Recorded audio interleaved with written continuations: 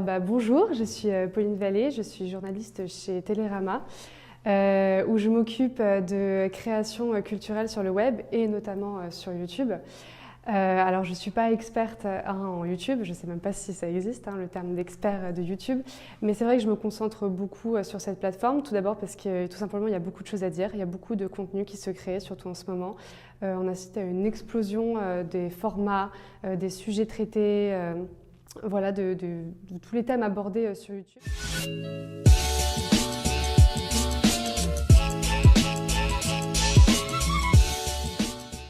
Alors je ne sais pas si les youtubeurs comme le Roi des Rats peuvent devenir un modèle de journalisme, mais par contre je pense qu'ils ont vraiment vocation à inspirer, notamment sur leur ton, sur le format de présentation.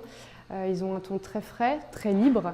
Ils ont souvent des formats courts, très percutants. Parfois, ce genre de format ne se prête pas à un travail d'enquête ou un travail journalistique, mais parfois, ça peut être un plus.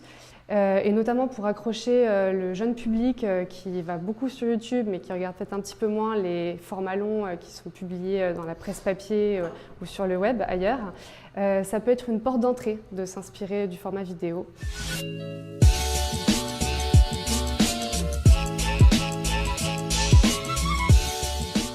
Alors, un journaliste qui va écrire un papier, ou même un journaliste qui fait une vidéo pour expliquer quelque chose sur YouTube, il ne parle jamais en son nom. Il parle au nom du média pour lequel il travaille, le média qu'il représente. Et un youtubeur, lui, parle en son nom propre. Donc c'est ça la grande différence entre un journaliste et un youtubeur. Alors c'est vrai que du coup, un youtubeur peut avoir une plus grande liberté de ton parce que il n'engage pas la responsabilité d'un média pour lequel il travaille.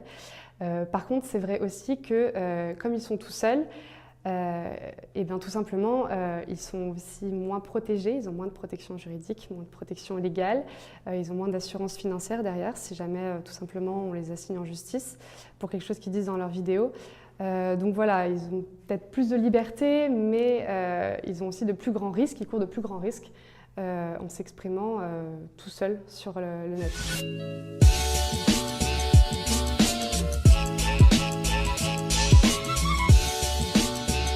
Alors, je ne pense pas qu'il y ait une vraie haine. Il y a beaucoup d'incompréhension des deux côtés. Les médias n'ont pas toujours, surtout au début, très bien compris ce que c'était que le travail d'un youtubeur.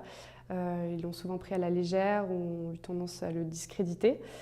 Donc il y a de l'incompréhension, il y a aussi peut-être une forme de, non pas de rivalité, mais peut-être d'envie tout simplement, parce que c'est vrai que les youtubeurs ont accès à un public auquel les médias essaient désespérément de s'adresser sans toujours réussir. Et on aurait tout à gagner justement à dialoguer entre journalistes et youtubeurs et à collaborer ensemble sur des sujets d'enquête, parce que il y en a qui ont la légitimité, les codes déontologiques, l'habitude tout simplement de travailler, et il y en a d'autres qui ont l'accès à un public, à une communauté, et qui ont les codes pour rendre des formats intéressants pour capter le jeune public.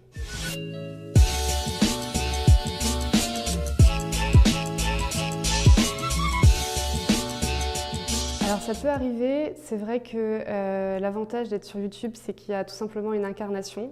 Les personnes voient le journaliste, c'est plus simplement un nom qui est signé en haut du papier.